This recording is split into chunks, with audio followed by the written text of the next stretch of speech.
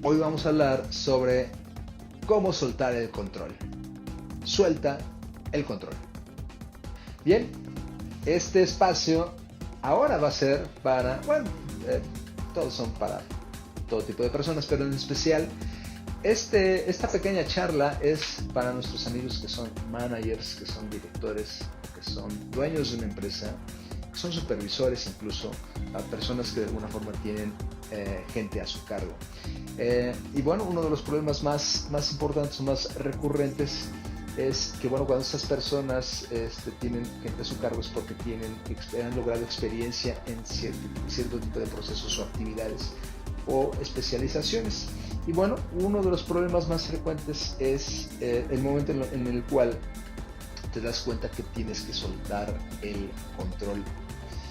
Probablemente tú, si eres manager o tienes gente a tu cargo, ya sea que seas supervisor, que seas jefe de alguna área, de algún departamento o dueño incluso de tu propia empresa, puedes estar cierto conmigo que justamente en el momento en que te das cuenta de que tienes que soltar el control, llega un pequeño momento de incertidumbre de ¿qué va a pasar?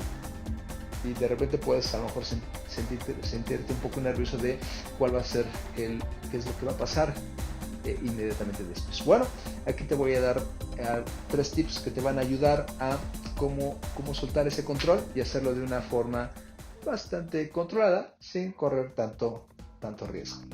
Bueno, primero, lo primero que tenemos que hacer es necesitamos conocer las capacidades del equipo, y eso también necesita de tu especial atención, porque necesitas conocer cuáles son las capacidades de cada persona que compone el equipo. Si realmente no estás seguro de que una persona en específico tiene la experiencia de una actividad determinada, probablemente va a ser complicado soltar ese control. Sin embargo, de alguna manera tienes que darte cuenta que lo tienes que hacer, porque si no lo haces tú, tampoco la persona va a poder adquirir esa experiencia que necesita para desarrollarse, para hacer cosas más grandes y más importantes. Entonces, sí es importante tener cuidado en el momento de soltar tareas, y para hacerlo necesitas tener el conocimiento pleno de las capacidades de esa persona. Y entonces es una cosa que tienes que de alguna forma sí o sí hacer. ¿Por qué? Porque eso te va a permitir crecer, adquirir tú también nueva experiencia, pero también le vas a permitir a la otra persona adquirir nuevas capacidades y enfrentar esa experiencia para que en el futuro los trabajos, las actividades puedan ser de alguna forma más sencillas para ambos, tanto para el equipo como para ti. 2, necesitas, esa es una de las partes más complicadas, necesitas liberar a la persona para que la persona haga lo que tenga que hacer. Porque es usual que cuando tenemos proyectos y a veces el manager, el jefe, el supervisor tiene mucha experiencia en lo que ha hecho, de repente termina haciéndolo él, y lo que no queremos es que el supervisor, o el jefe de unidad, o el director, o el manager se vuelva en un todólogo y que haga todo, sino de alguna forma que plantee un objetivo, ponga una metodología para monitorear el proceso y al final revise los resultados. Fíjate, entonces objetivo, monitorear el proceso y evaluar los resultados. Y este pequeño componente de 3 cosas, este pequeño proceso necesitamos multiplicarlo por 5, por 10, por 20. Y cuando tengamos estable esto, necesitamos escalarlo hacia un nuevo nivel y volver a repetir el proceso, ¿no?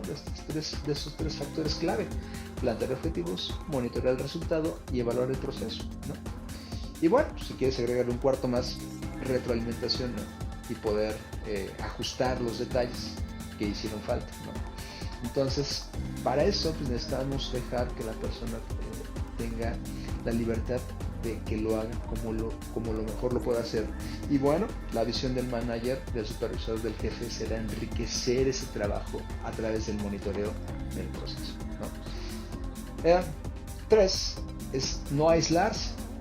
Este es un tema un poquito recurrente.